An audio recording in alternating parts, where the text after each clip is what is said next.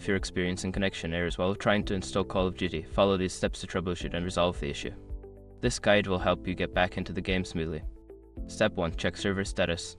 Visit the official Call of Duty website or social media channels to check if there are any ongoing server issues. If the servers are down, you may need to wait until they are back online. Step 2. Restart your device. Sometimes a simple restart can resolve connection issues. Turn off your gaming console or PC, wait for a few moments, and then turn it back on to refresh the system. Step 3. Verify internet connection. Ensure that your internet connection is stable. You can do this by running a speed test or trying to connect to other online services. If your connection is weak, consider resetting your router or connecting via a wired connection. Step 4. Update game and system. Make sure that both your game and the system software are up to date. Check for any available updates for Call of Duty in your gaming platform, as these updates often include fixes for connection issues. Step 5. Adjust firewall and security settings.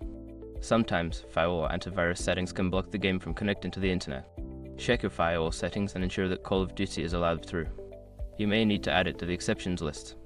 Following these steps should help you resolve the connection errors and get back to enjoying Call of Duty. If problems persist, consider reaching out to customer support for further assistance.